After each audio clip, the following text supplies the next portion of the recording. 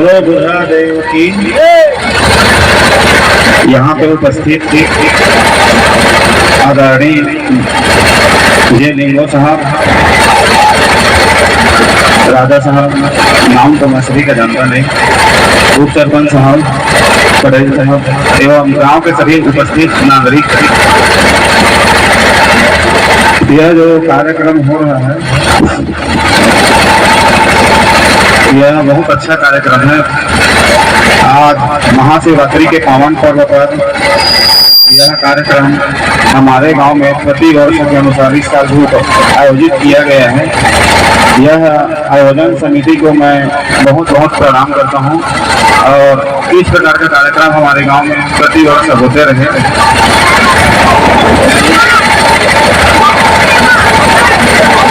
और महाशिवरात्रि की आप सभी को हार्दिक बधाई। जय गुरु, जय श्री राम।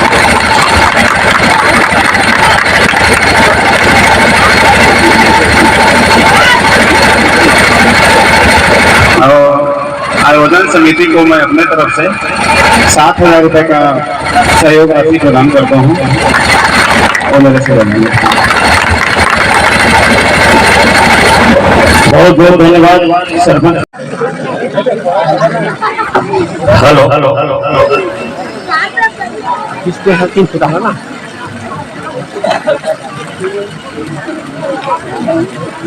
आज मुझे पहले बार उद्बोधन के लिए ये पहले बार है।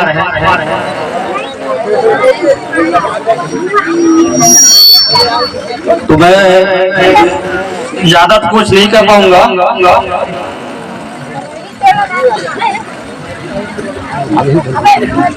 हमारे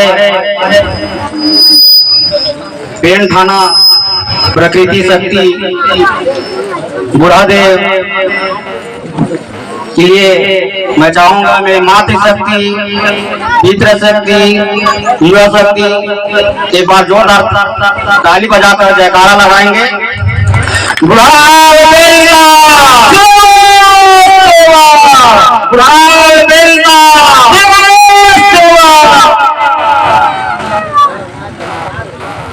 आज इस कार्यक्रम के मुख्य अतिथि अनार्य आदरणीय डॉक्टर लिंगो जी, दादा लिंगो जी आज के मुख्य अतिथि हैं और अध्यक्षता कर रहे तिरुमाल नीतू लखन जैसो राजपूत जी और आज के विशिष्ट अतिथि हैं तिरुमाल नारायण सुराल मरकाम जी, कंताबा गुड़वाना शासकीय कर्मचारी यूनियन छत्तीसगढ़, तिरुमाल भुवन सिंह श्याम जी जिला अध्यक्ष गुड़वाना गणतंत्र पार्टी मुंगेली,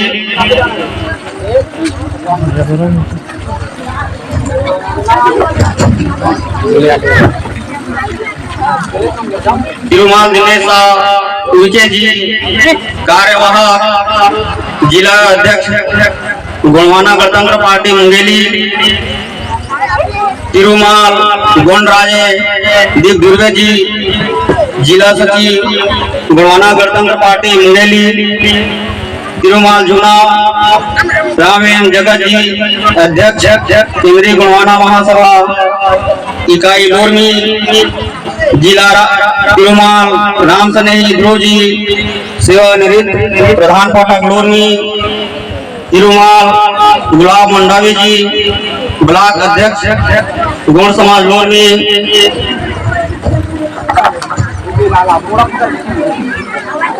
तिरुमाल अमर राज सिंह राजा पंडरिया, तिरुमाल नौर सिंह धुर्वे जिला अध्यक्ष गुणवाना समाज जिला कंवरधर,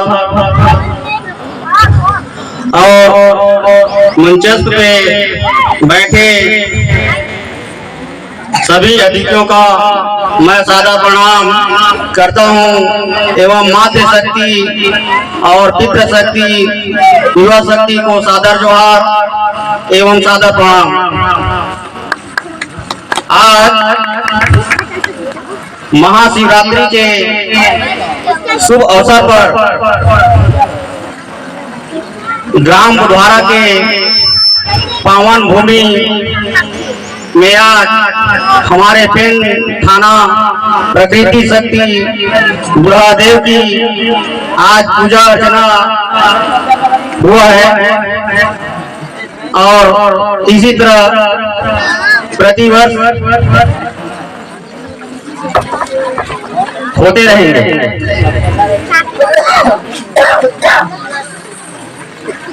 सदियों से महाशिवरात्रि शिव जी को शंभू से के नाम से हमारे राजा पूर्वजों के द्वारा कहा गया है।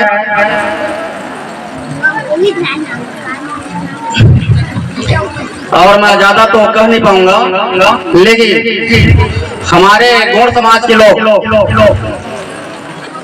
अपने संस्कृति और रीति से भटक चुके हैं।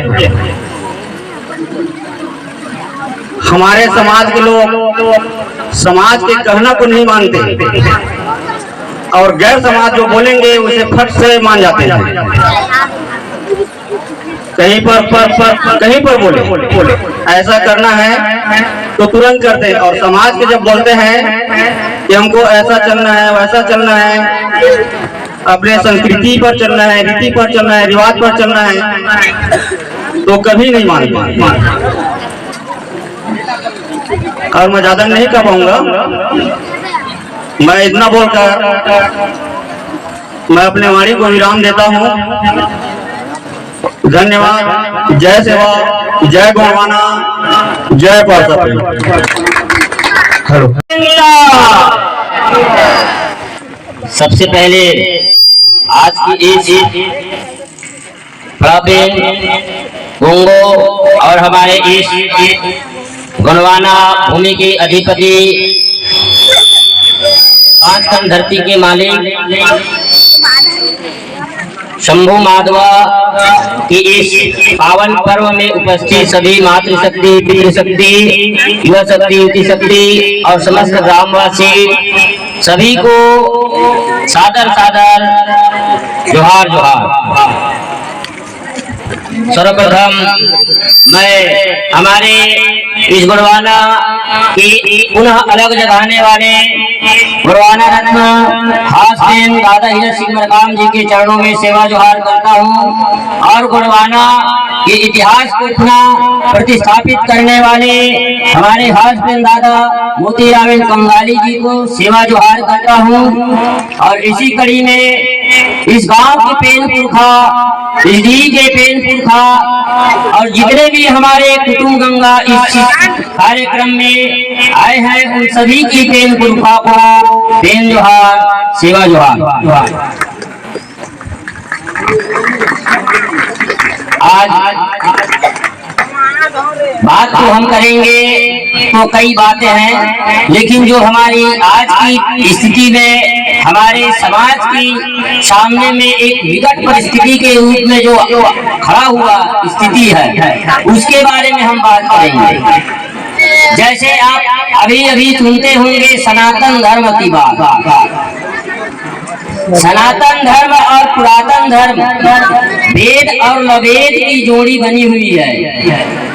अब उसी वेद और नवेद की जोड़ी में अब हम बात करेंगे हमारी गोंडियन व्यवस्था के बारे में, गोंडियन वेद के बारे में।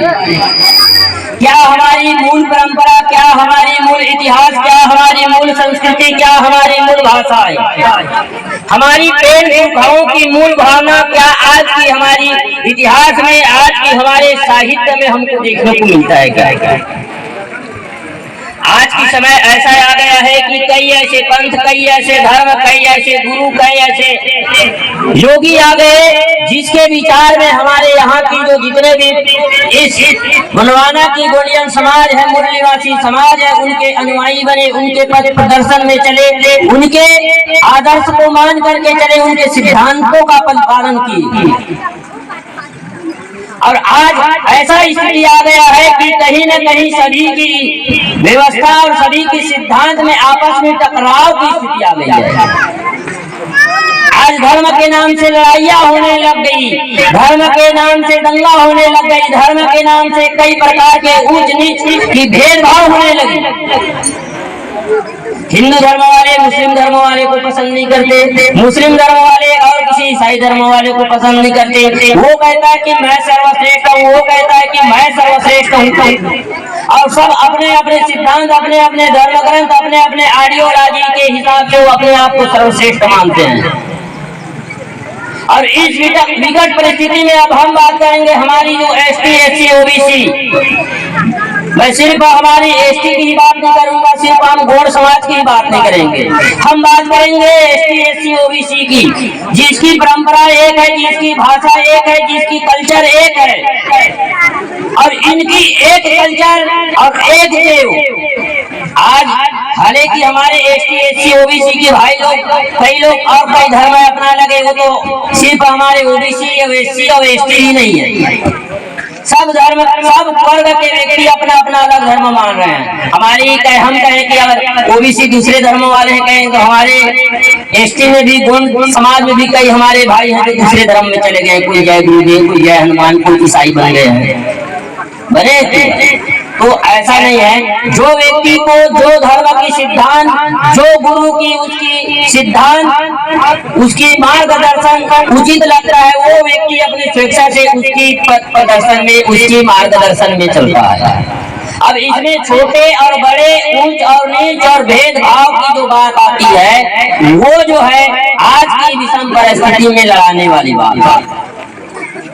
आज इस महाशिवरात्रि, जिसको बोलते हैं महाशिवरात्रि को हम गोंडी भाषा में शंभू नरका पंडुम बोलते हैं। शंभू नरका पंडुम का अर्थ यही है, शंभू नरका, शंभू या धरती के स्वामी को, अधिपति को शंभू कहा गया, और इस शंभू को, इस गुणवाला की माधवा कहा गया, जिसे अभ्रंश शब्द महादेव है। और उस महादेव का जो अभ्रंश शब्द, जो माधवा का अभ्रंश शब्द क्या है? महादेव। और उसी महादेव को हम माधवा कहते हैं, यानी माधवा का मतलब होता है मामा दाऊ, यानी हमारे पिता, हमारे पालक, हमारे अधिपति, हमारे मालिक। वो कौन है? वो शंभू शेख है। और उस शंभू शेख की जो रात होती है, नरका यानी रात, नरका यानी रात, और उसी की, और पंडु यानी होता है पर्व। तो शंभू रात, शंभू की रात की पर्व, और जिसको हिंदी में महाशिवरात्रि। अब महाशिवरात्रि है, अब रात में मनाना चाहिए, आप लोग दिन में क्यों मना रहे हैं? भाई शंभू रात्रि शब्द जुड़ा है। अब हम लोग अभी ये फैशन आ गया है, हैप्पी बर्थडे, जन्मदिन। अब जन्मदिन का कार्यक्रम जिस शब्द से ही दिन का उल्लेख है, अब रात में जन्मदिन का पार्टी मनाते हैं। भाई तो रात में जन्म रात होना चाहिए, जन्मदिन कहाँ से आ गया? है कि नहीं? तो ऐसा कुछ ऐसा चीज है जो कंफ्यूज करता है। तो शंभू नरका पंडुम। अब हम इसमें जानेंगे दो ऐसे बाजी, जो दो ऐसे मान्यता, एक सनातन मान्यता, एक पुरातन मान्यता। सनातन मान्यता यानी जो हमारी मूल निवासियों की, ST SC OBC की मान्यता है, और पुरातन सनातन मान्यता जो वैदिक मान्यता है, वैदिक और लभेद, वेद और लभेद। रामायण के दोहा, जो बालकांड के 16 नंबर के दोहा में स्पष्ट लिखा है कि लौकिक अलौकिक वेद श्रुति नामा शंभू काल सूरी बहु बात। तुलसीदास जी ने कवि है, उन्होंने लिखा है कि जितने भी यहाँ लौकिक अलौकिक जनश्रुति, जितने भी कथा कहानियां हैं, वो सब जो है शंभू काल के बाद ही लिखा गया है। तो आज हम एक इतिहास, एक मान्यता है शंभू काल की पहले की और शंभू काल समय की करेंगे, और एक मान्यता जो शंभू काल के बाद बनी, उनके बारे में बात करेंगे। कहीं न कहीं हमारे दोनों में काउंटर होती है, हर पर्व जो होता है दोनों का समान होता है, एक ही दिन होता है, और एक ही जो शक्ति है, एक ही जो देव है, उसके ऊपर आधारित रहता है। जैसे हम लोग नवरात्रि आया, नवरात्रि में तेरो माई को मानते, महामाई में जब जमाना बोलते हैं, उसी समय वैदिक मैथोलॉजी अनुसार, वैदिक मान्यता अनुसार नौ दुर्गा आ गया। दोनों का लॉजिक एक ही है, दोनों की एक ही है, लेकिन उनकी मान्यता क्या है इसके बारे में हमको जानने हैं। अब ऐसा विषम परिस्थिति है कि आज ये कह रहा है कि ये हमारा पुराना है, ये कह रहा है कि ये हमारा पुराना है, इसमें बात। तो जब शंभू हमारी गोलियन माइथोलॉजी गोलियन मान्यता के अनुसार आर्य और अनार्यों की जब इस भारत में इस गोंडवाना में आर्यों की आगमन हुई तो आर्य और अनार्य की देव असुर संग्राम, देव और असुर की युद्ध हुआ। उस समय आप सुने होंगे, आप वेद और रामायण वगैरह अगर जो धर्म ग्रंथ पढ़ते होंगे तो आपको पता है कि समुद्र मंथन हुआ था, पता है कि नहीं? तो देव और दानव दोनों सर्प को एक पूंछ के तरफ रहे, एक सिर के तरफ रहे। आप पढ़े हैं कि नहीं, सुने हैं कि नहीं? सुने तो होंगे, पढ़े। तो ये जो उनकी जो मान्यता, जिसको मिथक कहते हैं, मान्यता कहते हैं, कथा कहते हैं, इतिहास कह देते हैं। तो आज हमारी गोलियन मान्यता के अनुसार आर्य और अनार्य का युद्ध हुआ। तो आर्यों की जो राजा हुए इंद्र, देवताओं की राजा हुए इंद्र, और यहाँ की जो असुरों की राजा हुए और असुरों के देवता हुए वो भोलेनाथ। सुने ना, भोलेनाथ ही असुर लोगों का देवता है। वो अपने असुर लोगों को कोई भी दाना को पूरा आशीर्वाद दे देता था कि नहीं? और उसी वजह से बहुत विकट संकट आ जाता था देवताओं के ऊपर। आप पढ़े होंगे वेद वगैरह या शास्त्र वगैरह पढ़े होंगे, पुराण वगैरह पढ़े होंगे, तो आप लोगों को सुने होंगे भी। तो अब जब पार्वती की विवाह शंभू शेख के साथ हुआ और शंभू शेख के साथ हुआ तो फिर वहाँ प्रतिभोज के लिए दोनों में अब युद्ध क्यों हो, बार बार एक ही चीज के लिए लड़ाई क्यों हो? अब इस दोनों में एक सुलह बना लिया जाए। लड़ना झगड़ना उचित नहीं है, आपका भी नुकसान हमारा भी नुकसान। दोनों सुर और असुरों में एक समन्वय बनी और समन्वय बनी तो उस समन्वय में उन्होंने कई ऐसे प्रस्ताव किए, कई ऐसे बात रखे दोनों की शांति से जीवन जीने के लिए। और वहीं पे प्रतिभोज, जिसको प्रीतिभोज कहते हैं, प्रीतिभोज जानते हो ना? गंगभोज जानते हो कि नहीं? गंगभोज जानते हो ना? जब कोई गंगा तीरथ जाते हैं, गंगा तीरथ से आने के बाद सत्यनारायण का पूजा करवा के फिर वो गंगभोज करवाते हैं, जानते हो? इधर होता है कि नहीं? लोग इधर करते हैं, वैदिक व्यवस्था के अनुसार चलने वाले लोग सुने होंगे। उसी प्रकार के प्रीतिभोज, जहाँ प्रेम मिले, जहाँ दो व्यवस्था एक साथ चलने की संकल्प और एक साथ चले, तो ऐसी व्यवस्था के लिए उन्होंने एक प्रीतिभोज का आयोजन किया। और उस प्रीतिभोज में जो यहाँ के जो असुरों को मारने के लिए जो देव लोग हैं, उन्होंने क्या कर दिया, जो शंभू शेख के गुट को मारने के लिए उन्होंने उस प्रीतिभोज में जहर मिला दिया। तो जहर मिला दिया और जहर मिलाने के बाद उसी जब मांदी में बैठे तो उनकी जो राजा थे शंभू, उनको पता हो गया, क्योंकि वो तंत्री विद्या और योग सिद्धि की 14 कला की 14 नाद की वो जाता था, 14 नाद की वो ज्ञाता था।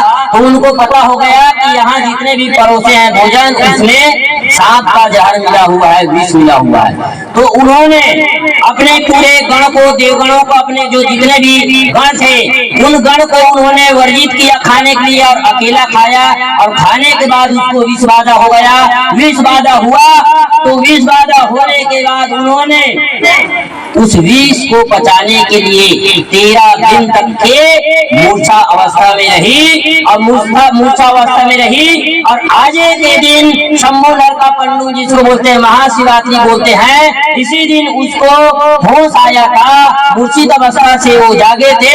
जब यहाँ की राजा, यहाँ की मालिक शंभू से मूर्छा अवस्था से जागे तो पूरे समाज के लोग उनको देखने के लिए, दर्शन करने के लिए इकट्ठा हुए। और उसी समय से यह महाशिवरात्रि का मेला, जहाँ जहाँ महादेव भोलेनाथ की जो स्थल है वहाँ वहाँ महाशिवरात्रि का मेला लगना प्रारंभ हुआ। ये हमारी गोंडियन माइथोलॉजी, गोंडियन मान्यता है। अब इसी में हम जानेंगे सनातन मान्यता है। जब दोनों समुद्र मंथन किए, सुर और असुर समुद्र महादेव जिसको बोलते हो, शंभू शेख ने विष को पिया।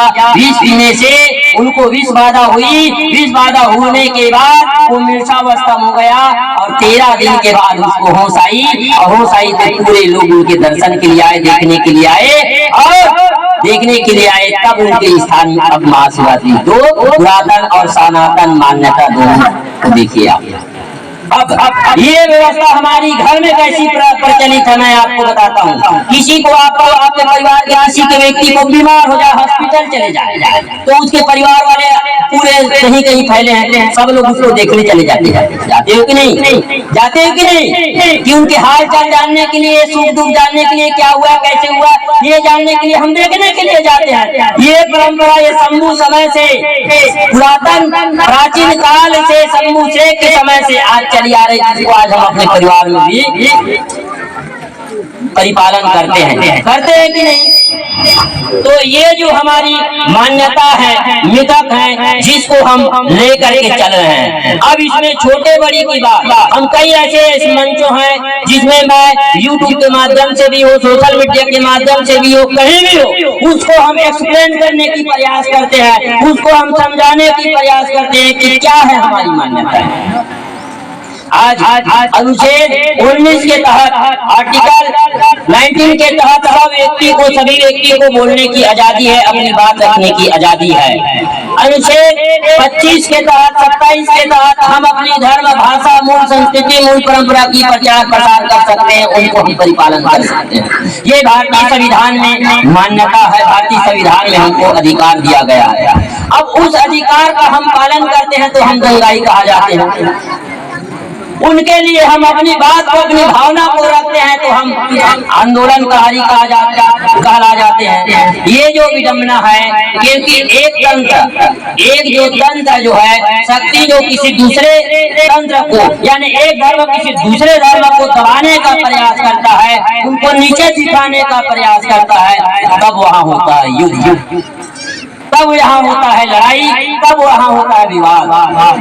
हमारी गोंडियन मिथक के अनुसार, गोंडियन मान्यता मैथोलॉजी के अनुसार, गोंडियन मान्यता के अनुसार, गोंडियन परंपरा के अनुसार इस देश में जितने भी वर्ग के व्यक्ति है वो कोई बाहर के नहीं है, वो कोई दूसरे नहीं है, वो सब हम एक है। अब आपको मैं इसको सिद्ध करके भी बता देना चाहता हूँ, ST SC OBC, खास करके ST SC OBC, बाकी अल्पसंख्यक लोग हैं जो अदर धर्म के हैं, वो भी लोग कोई दूसरे नहीं है। भूड़ आए, अंग्रेज आए, फ्रांस आए, मुगल आए, विदेशी कई ऐसे आक्रांत आए, सब ने आया हमारे इस गुणवाना में, इस देश में लूटे खसोटे और सब यहाँ से लूट खसोट के चले गए। और जो आदमी मजबूर होकर के, पीड़ित होकर के उनकी गुलामी स्वीकार कर ली, उनकी धर्म स्वीकार कर ली, वो आज अन्य धर्म के रूप में आज विद्यमान है। अब हम बताते हैं ST SC OBC की परंपरा के बारे में चलते हैं। जब ईसर दौरा होता है, एक भाई मुझे पूछा, ऐसी बुढ़ा देव की जो खराब है जिसको बुढ़ा देव कहते हैं, बुढ़ा देव की पूजा के लिए मैं गया था, बुढ़ा देव की पूजा के लिए गया था तो नारियल वगैरह तोड़े थे, तो सब समाज के लोग को बुलाए थे, पूछे ये लिंगो जी, ये बुढ़ा देव की प्रसाद को अदर समाज के लोगों को दे के तो कौन समाज के हैं कहते? वो बोले साहू समाज के हैं और वो भी SC समाज के भी हैं। तो उसमें आपको क्या आपत्ति है, क्या समझते हैं आप? ये नहीं दे सकते भाई, आपके मन में कुछ शंका है, शंका है तभी आप बोल रहे हैं कि पूछ रहे हैं कि दे के ना दे। तो उन्होंने पूछा दे के ना दे, तो मैं एक उनके पास जवाब रखा, अगर वो OBC समाज का है, हमारी परंपरा में बिना OBC समाज के घर से, बिना तेली के घर से तेल लाए हमारा घर का जोत नहीं जलता, जो हमारे मूढ़ल घर में रहता है। बिना लोहार घर के बाना लाए हमारे घर के माता नहीं मानती, बिना मरार घर के नींबू लाए हमारे घर के शक्ति नहीं मानती। और अब रही बात SC वर्ग के लोगों को छुआछूत मानते हैं। चालू कर भाई, क्या होगा भैया? रेफ्रिजरेटर चालू। अब SC वर्ग जिसे हम आज के वर्तमान परिवेश में छुआछूत के दृष्टि से देखते हैं, कई लोग हमारे समाज के लोग भी देखते हैं। अब ये बताइए, उसके बनाया हुआ जो मोची का बनाया हुआ नगाड़ा बनाया हुआ मांदर, बनाया हुआ ढोलक, उनको हम अपने देवघर में ले जाके उनको रखते हैं और उनको बजाते हैं, तो उसी में हमारा देवधामी आता है। और जब उसी में देवधामी आता है, उनके आने से बनाए हुए चमड़ा के वाद्य यंत्रों में हमारा देव नहीं छुआता, तो उन वर्ग के व्यक्ति से कैसे हमारा देव छुआएगा, कैसे छुआएगा? कभी आपने इस बात को सोच के देखा है? ये बात जो हमारे बीच में जो डाला गया है, छुआछूत की जो बात डाला गया है, वो अंग्रेज जैसे सोच वाले लोगों के द्वारा डाला गया है कि ये लोग आपस में लड़ते रहे, आपस में भेदभाव करते रहे, ताकि हम यहाँ आके राज करें। तो आज हमको इन बातों पे सोचना चाहिए। अगर ऐसा होता तो उनके बगैर, उनके घर के कोई सामान के बगैर कोई ऐसे हमारे ST SC OBC के समाज होंगे जो अपने घर के जगजमारा, जो अपने घर के जो पेन फिरका के काम, जिसको पूजाई कहते हैं, पूरी पूजाई हो चाहे कोई भी देव के काम को, उस सामान के बगैर करते होंगे तो मेरे को बताइए, करते हैं क्या?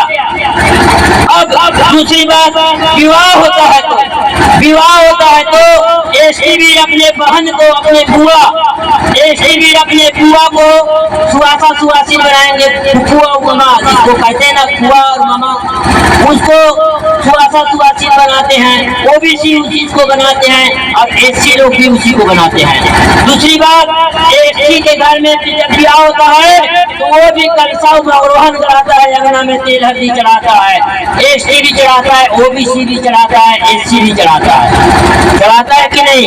वो भी सात भंवर घूमता है, हम भी सात भंवर घूमते, हमारे में भी टिकावन होता है, उनके में भी टिकावन होता है कि नहीं? और हम भी दूल्हा देव कहते हैं, वो भी दूल्हा देव कहते हैं।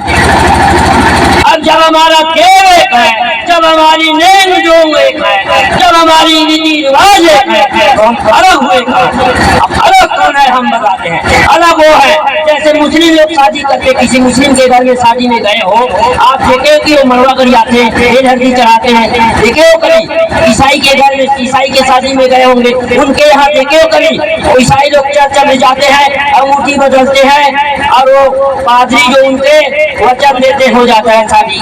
मुस्लिमों के वैसी मौलाना जो मस्जिद में दूल्हा दुल्ही को, जो वाला वधू लड़का लड़की को बैठाते हैं, कबूल कहता है, वहाँ उनका शादी हो जाता है। वो करते हैं कैसे? वो अलग है तकलीफ से, हम से भिन्न है भाई। अगर हम अलग होते, ST और SC और OBC अलग होते, तो मुस्लिम जैसा हमारा विवाह का विधि भी अलग होता, हमारी ईसाई जैसा हमारी कल्चर भी अलग होता, नेम जोग भी अलग होता। और जब सेम है, मरनी हरनी में भी सेम है, जन्म संस्कार जिसको बोलते हैं, छठी बोलते हैं। आज ST भी छठी मनाता है, OBC भी छठी मनाता है, SC भी छठी मनाता है। मनाते हैं कि नहीं? मनाते हैं कि नहीं? तो मरनी हरनी होता है तो हम भी पगबंदी बैठाते हैं, वो लोग भी पगबंदी बैठाते हैं। तो बताओ मेरे को, तीन ऐसा व्यवस्था है, जन्म, विवाह, मरण, और तीनों में हमारी नेम जो, हमारी रीति रिवाज, हमारी व्यवस्था, हमारी मान्यताएं सेम है। तो हम कहाँ से अलग हुए? कहाँ से अलग हुए? इसलिए आप जब जाएंगे 1951 की अंतर्राष्ट्रीय मांझी सरकार की बैलौज में, मांझी सरकार को नाम सुने हैं ना, जिसका नाम, पूरा नाम आदरणीय तिरुमाल हीरा सिंह देव कांगे जी थे, जिसको मांझी सरकार भी कहते थे, जिसको कंगला मांझी भी कहा करते थे। उनकी बैराज में आप जाएंगे तो उनमें 56 जाति जो यहाँ की मूल निवासी है और वो आदिवासी है, कुछ लेख में अभी भी आपको उसके दस्तावेज में मिल जाएगा। उसमें गोर, गवारी, तेली, तंबोली, राउत, मरार, कलार, लोहार, यानी पूरे ST SC OBC तीनों वर्ग को उन्होंने आदिवासी माना है, तीनों वर्ग को उन्होंने मूल निवासी माना है। अब तीनों वर्ग की परंपरा एक है, इसलिए हम गर्व से और डंके के चोट में कह सकते हैं कि ST SC OBC एक है, इसे कोई अलग नहीं कर सकता। अब रही बात परंपरा की, रही बात धर्म की, तो धर्म हमारी भारतीय संविधान में स्पष्ट उल्लेखित है कि एसटी और एससी और ओबीसी को धर्म परिवर्तित कहा गया है कि एसटी और एससी ओबीसी तीनों वर्ग कोई भी धर्म, कोई भी पंथ, कोई भी व्यवस्था को मान सकता है। वो कोई एक निश्चित धर्म के अनुयायी नहीं है, वो स्पष्ट कहा गया। आज हम इन्हीं मुद्दों को बात करते हैं, जैसे फांसीदार साहब हमारे एससी वर्ग में फांसीदार साहब उन्होंने इसका विरोध किया। आप उनके सिद्धांतों को, आप उनके विचारों को देखेंगे तो उन्होंने पाखंडवाद, आडम्बरवाद, अनैतिकवाद इनका विरोध किया। कबीरदास जी हुए, उन्होंने भी इस आडम्बर का विरोध किया कि नहीं? आज उनकी लेखों पे उनकी कई ऐसे जो सिद्धांत को आप देखेंगे तो उन्होंने हमारे लिए मानव एक समान की बात उन्होंने हमारे लोगों को बताने का प्रयास किया। लेकिन आज के डेट में उनके विचारों पे चलने के बजाय, उनके सिद्धांतों पे चलने के बजाय खुद उनको भगवान बना के रख दी है आदमी। ये बहुत बड़ी अरे जिन्होंने ये आडम्बर पूजा पाठ मंदिर का जिंदगी भर विरोध करता रहा। कबीरदास है मुंडन कराने वाले के विरोध में, मंदिर जाने वाले के विरोध में, घासीदास है भी, रैदास है भी, कई ऐसे शुभ चिंतक ने हमारे वर्ग में जिन्होंने संख्या के चोट में बात रखा, तर्क और प्रामाणिकता के साथ बात रखा, और आज उनके अनुयायी उन्हीं को मंदिर बना रहा है, उन्हीं का पूजा कर रहा है, आडम्बरवाद फैला रहा है। ये बहुत बड़ी दुख की बात है। हम जो यहाँ के मूल निवासी समाज के लोग हैं वो नैसर्गिकवादी, प्रकृतिवादी, हम न आस्तिक है न नास्तिक है, हम वास्तविकता की बात करते हैं। वास्तविक जो हमारे सामने में जो जी रहा है, धरती, आकाश, वायु, अग्नि, जल, ये जो है, और हमारे जो एक कुटुंब परिवार जो हमारे नजर के सामने में है, वही हमारे लिए साक्षात भगवान है। इससे बड़ा कोई भगवान नहीं। आज भी हमारे समाज में ये कहा जाता है कुटुंब गंगा, कुटुंब गंगा कहते नहीं, कुटुंब को, समाज को गंगा कहा गया। क्यों कहा गया? क्योंकि समाज और कुटुंब से बड़ा कोई भगवान नहीं है, उनसे बड़ा कोई भगवान नहीं है। इसी को अपने भाषा में स्वामी विवेकानंद ने कहा वासुदेव कुटुंबकम। क्या कहा? वासुदेव कुटुंबकम। दोनों शब्द में अंतर है। कुटुंब गंगा, समाज गंगा, समाज गंगा और वासुदेव कुटुंबकम, ये दोनों शब्दों में अंतर है। एक ने कहा कि कुटुंब में देव वास करता है, स्वामी विवेकानंद ने कहा वासुदेव कुटुंबकम, यानी देव जो है कुटुंब में वास करता है। ये किसने कहा? स्वामी विवेकानंद ने कहा। किंतु हमारे पूर्वज ने क्या कहा? हमारे पूर्वज ने कहा कि समाज गंगा, यानी समाज ही गंगा है, समाज ही देव है और कोई देव नहीं। तो दोनों थ्योरी में कितना अंतर है, ये सब चीज को हमको समझनी है, जाननी है। आज इस बात को हम गंगे के चोट में पुख्ता प्रमाण के साथ में अपने लोगों के पास बात रखते हैं तो हमको गलत समझा जाता है। ये बहुत बड़ी दुख की बात है, क्योंकि धर्मवाद की ऐसा तंत्र फैला है, धर्मवाद की ऐसे व्यवस्था फैला है, ऐसा नशा लगा है लोगों को कि सब लोग कितना भी समझा सब उन्हीं की ओर जाते हैं, आडम्बर की ही ओर जाते हैं। आज हम किसी व्यक्ति को बोलेंगे घर की माता पिता, इस बात को मैं हमेशा बोलता हूँ, हर मंत्री बोलता हूँ। हमने घर के बुढ़ा दे बुढ़ी माई, बुढ़ा दे बुढ़ी माई हम बोलते हैं तो बुढ़ा दे कौन? घर के बुजुर्ग है, बुढ़वा सियान है, वो बुढ़ा दे। और बुढ़ी माई कौन? जो हमारे बुजुर्ग है, जो हमारे घर के जो मातृशक्ति जो महिला बुजुर्ग है, वो बुढ़ी माई।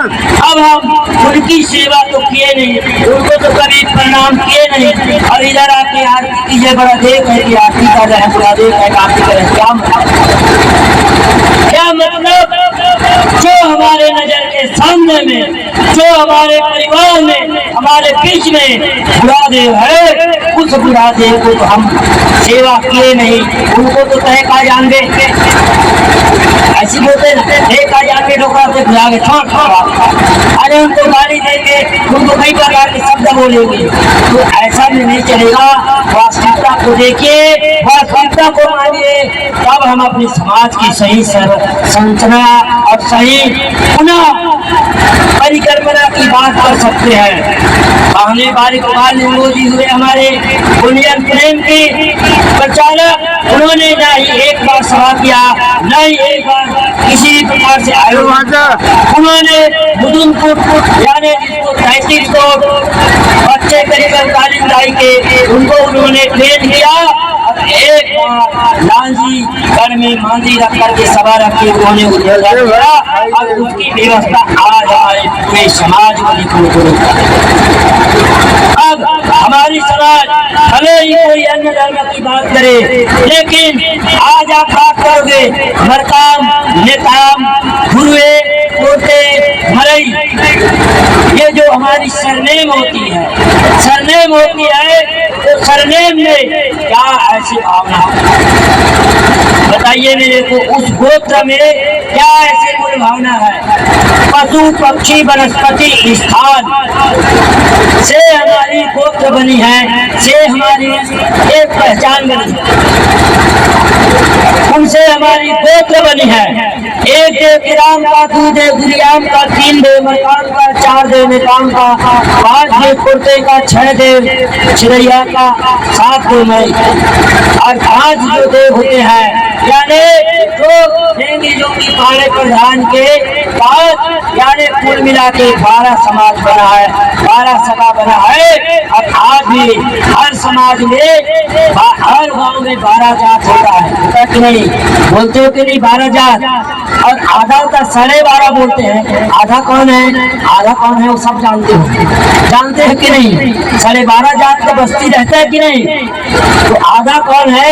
तो इधर का उधर का दोनों क्लास हो गया, दोनों का अंतर जाति लेन देन हो गया, उसको 12.5 आधा में गिनती करते हैं, इसलिए 12.5 होता है। और वही हमारी कुटुंब की व्यवस्था है। और इसी 12 जाति की व्यवस्था और 12 जाति के बगैर किसी भी समाज का कोई काम नहीं। ब्याह भी करते हैं तो कहाँ वाले हल्दी कहाँ से लाए, तेल कहाँ से लाए, पर्रा कहाँ से लाए, पैसा कहाँ से लाए? गाना में, बिहार के गाना में गाते हैं कि नहीं? जवारा भी बोलते हैं तो जवारा के गाना में भी गाते हैं, पुजाई भी करते हैं, पुजाई के गाना में भी वो गाते हैं। जो हमारी लोकगीतों में, लोक परंपराओं में जो आज भी मौजूद है, उसको हमको पहचानना है, उनका हमको अध्ययन करना है, तब हम अपनी समाज की मूल भावना और मूल दृष्टिकोण को हम समझ पाएंगे और अपने लोगों को हम संगठित कर पाएंगे। अन्यथा हम आपस में लड़ते रहेंगे और जो चतुर प्रवृत्ति के व्यक्ति हैं, जो स्वार्थी व्यक्ति हैं, वो हमको लड़ा के हमारे ऊपर राज करते रहेंगे। इसलिए हमको सतर्कता बरतनी है, हमको अपनी मूल भावना, मूल व्यवस्था को पहचाननी है, तब हम जाकर के एक नव समाज का गठन कर पाएंगे, नव व्यवस्था को हम समझ पाएंगे। और जब समझेंगे तभी हमारा विकास होगा, अन्यथा हमारा विकास होना शुरू होगा। के बारे में मैं बता देना चाहता हूँ। मरकाम जो गोत्र है, मरकाम गोत्र के कितने लोग हैं? हाथ उठाइए। मरकाम गोत्र के कितने लोग हैं यहाँ पे? एक ही जने है दादा। किधर है मरकाम? हाँ, मातृशक्ति लोग ने उतारे, हाथ उठाइए। मरकाम शब्द जो है गोंडी शब्द है। मरका यानी आम और मरा यानी पेड़। मरका मरा को अपनी देवता मानने वाले गोत्र को मरकाम कहते हैं। जैसे नेताम लोग कई जने होंगे यहाँ पे, नेताम कई जने हैं, वो कछुआ को नहीं खाता, ये नहीं खाता कछुआ को, ये नहीं खाता कछुआ को, मानता है, देवता मानता है। तो अब हम बताते हैं, हम लोग बोल रहे हैं कि कछुआ कैसे एक जंतु कैसे देवता होगा। अरे देवता के तो 10 भुजा 4 मुंह ऐसे चमत्कारी टाइप के रहता, वो देवता है, कछुआ कैसे देवता होगा। देवता मानता है। तो हमारी व्यवस्था एक है जिसको हम टोटम बोलते हैं। क्या बोलते हैं? टोटम। टोटम का अर्थ है टोटा यानी कला और अब खाने निकलना। कोई भी चीज को खाओगे, हम ऐसे करके खाओगे तभी तो निकलोगे ना। तो जिस व्यवस्था, जिस जंतु को, जिस वनस्पति को, जिस पक्षी को हम अपने गला के नीचे हम नहीं करते, यानी जिसको हम निकलते नहीं है, उसको टोटम कहा जाता है। तो टोटम 3 प्रकार से, एक गोत्र में 3 टोटम दिया गया, एक कछु, एक पक्षी, एक वनस्पति, 3 व्यवस्था दिया गया। मरकाम जो गोत्र है, वनस्पति में आम का पेड़ उसका देवता है, जंतु में सांड जंतु, सांड बहना मरकाम का देवता है, पक्षी में उड़ार फड़की जो उनकी देवता है। ये तीनों चीज का उनको संरक्षण और संवर्धन करने की जिम्मेदारी दी गई है। और एक घर और एक भाला मरकाम लोगों की धमदागढ़, कौन से गढ़? धमदागढ़ के उनकी मूल गढ़ है, वो धमदागढ़ उनकी गढ़ किला, वहां से उनकी बेल विस्तार हुई, वहां उन्होंने राजपाट चलाई। दूसरी नेताम, नेताम यानी नेता का बड़ा, नेता का बड़ा, नेता का यानी नेता का यानी बहरा, बड़ा यानी पेड़, बहरा का पेड़ को टोटम मानने वाला, देव मानने वाला गोत्र नेताम है। जंतु में उनका कछुआ जंतु और उसी प्रकार से पक्षी में उनका कबूतर पक्षी उनका टोटम है। आज आप देखेंगे कुत्ता जो है, कुत्ता देखना, ये जो व्यवस्था बनी है, ये कोई ऐसे काल्पनिक व्यवस्था नहीं बनाई गई है। तीनों की गुण धर्म समानता पाए जाने की वजह से उन्होंने इस प्रकृति की जीव जंतु को एक वंशावली में बनाया गया है, वंश में प्रयोग करके रखा गया है। जैसे अब हम समझते हैं कि मेरे के बाद मेरा पिताजी, पिताजी के बाद मेरे दादाजी, दादाजी के बाद मेरे और परदादा, ये हमारे वंशावली है, समझते हैं। ये हमारा वंशावली नहीं है, वो तो हमारे पुरखा का नाम है। वंशावली वो जो इस जीव जगत में जितने भी पशु पक्षी वनस्पति है, वह सब हमारा कुटुंब है, वह सब हमारा परिवार है। जैसे आप साहू लोगों के जाएंगे तो उनको में उनके में भी गोत्र होता है, उनके में भी गोत्र होता है। मनपोता तेली होता है, छिड़िया तेली होता है, और तेली कई प्रकार से होते हैं, उसमें भी गोत्र होता है। गंगोई गोत्र, तो हल्दी गोत्र, ऐसे उनका भी एक वनस्पति को, जंतु को, स्थान को उनके गोत्र में, उनके वंशावली में रखा गया है। जिस प्रकार से मरकाम के वंशावली में स्थान धमदागढ़ है, नेताम की वंशावली में स्थान लांजीगढ़ है, उसी प्रकार से हर वर्ग के व्यक्ति के गोत्रावली में एक एक वर्ग, एक एक स्थान, एक एक वनस्पति, एक एक जंतु, एक एक रत्न, एक एक पक्षी, एक एक पक्षी, ये हमारी वंशावली में है। और उसी वंशावली के आधार पे हम सब एक सूची में बने हुए हैं। हमारा प्राकृतिक एक एक श्रृंखला बनी हुई है और जीवन चक्र हमारी चल रही है, जिसको हम गोंडी में संतुलन दर्शन कहते हैं, मुंजोग दर्शन कहते हैं, अहिंसा दर्शन कहते हैं।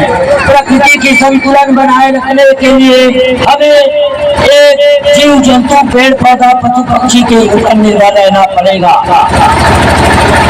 और इस पशु पक्षी जीव जंतु वनस्पति से निर्भर रहेंगे हम अपने इस वंशावली के आधार पर, जिसको हम टोटमिक व्यवस्था, पारी व्यवस्था, कुंडलाई व्यवस्था के नाम से हमारे मूल निवासी समाज जानते हैं। इसलिए अंतिम में मैं यही कहना चाहूंगा कि आप सभी अपने अपनी परंपरा का अध्ययन कीजिए, जानिए, समझिए, तब आप सही दृष्टिकोण, सही मूल भावना को समझ पाएंगे। इतने कह करके आप सभी को सादर सादर जोहार, गंगा जोहार जोहार। छीन के लेंगे अपना हक